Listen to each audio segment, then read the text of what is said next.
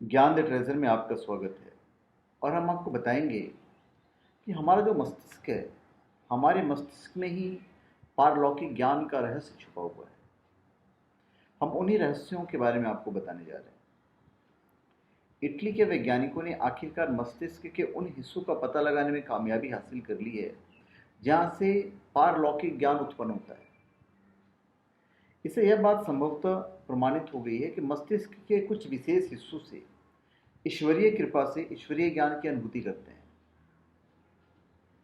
Italy के उदिन विश्वविद्यालय के संवेदी तंत्रिका विज्ञानी कुसिमो उर्गेसी ने ये पूरा इन्वेंशन किया है।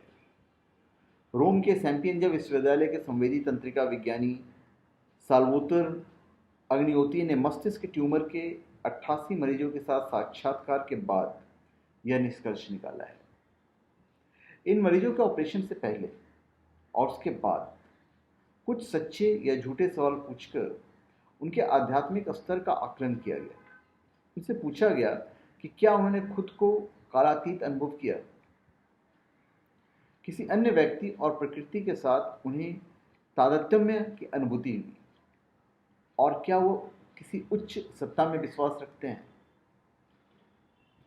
मस्तिष्क ट्यूमर के जिन मरीजों के पैरिएटल कोर्टेक्स, जिसे पार्श्विक प्रांतस्था कहते हैं, में मस्तिष्क के पिछले हिस्से ट्यूमर हटा दिया गया था, उन्होंने ऑपरेशन के 3 से 7 दिन के बाद दिव्य ज्ञान की गहरी अनुभूति होने की बात कही।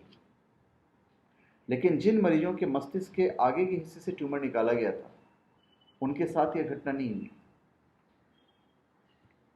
पारलौकिक ज्ञान का चिंतन दार्शनिकों और नए जमाने के जक्की लोगों का विषय है, लेकिन यह वास्तव में आध्यात्मिकता पर पहला गहन अध्ययन है। हम एक जटिल तथ्य का अध्ययन कर रहे हैं जो मनुष्य का सार तत्व समझने के करीब की बात है। शोधकर्ताओं ने मस्तिष्क के 2 हिस्सों की तरफ इशारा किया है जो नष्ट होने पर आध्यात्मिकता के विकास की तरफ ले जाते हैं। पहला है कान के पास बगल में नीचे की तरफ का हिस्सा, जिसे जनेऊ पहनने वाले शौच के समय कस देते हैं, और दूसरा है दाहिनी तरफ कोनीय जाइरस कर्णक, जहाँ शिखा की गांठ स्पर्श करती है। ये दोनों मस्तिष्क के पिछले भाग में स्थित है, और इन्हीं से पता चलता है कि व्यक्ति आकाशीय तत्व में स्थित ऊर्जा से अपने शरीर को बाहरी दुनिया से किस तरह जोड़ लेता है। शोधकर्ताओं का कहना है कि उनके निष्कर्ष पारलौकिक अनुभवों और शरीर से अलग होने पर होने वाली अनुभूति के बीच संबंध को प्रमाणित करता है। पहले के अध्ययनों में बताया गया था कि मस्तिष्क के आगे और पीछे का एक व्यापक संजाल धार्मिक विश्वासों को रेखांकित करता है, लेकिन ऐसा लगता है कि पारलौकिक ज्ञान में मस्तिष्क के वही हिस्से शामिल नहीं है जिनसे धार्मिक ज्ञान का पता लगता है।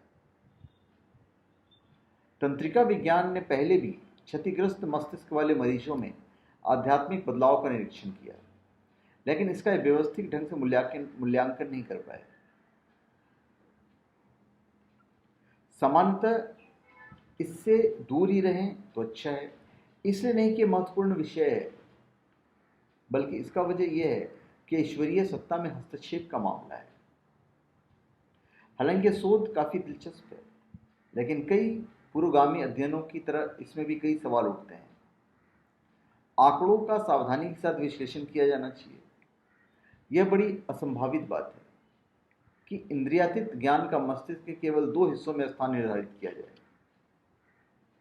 वह कहते हैं कि पारलौकिक ज्ञान एक अमूर्त धारणा है और विभिन्न लोग अलग अलग तरीके से इसे अनुभूति करते हैं।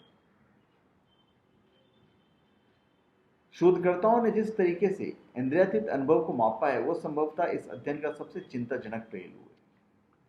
सबसे महत्वपूर्ण यह मानना है कि पूरा अध्ययन आत्मानुभूति के मापदंड में आए बदलावों पर आधारित है, जो एक अपरिष्कृत मापदंड है जिसमें कुछ अजीबोगरीब बातें हैं।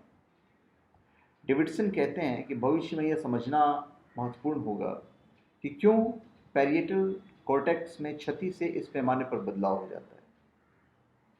अभी इसको समझने के लिए वर्तमान विज्ञान बहुत बौना है। तो धन्यवाद। आप हमारे चैनल पे सब्सक्राइब करें और अपने कमेंट दीजिए। धन्यवाद।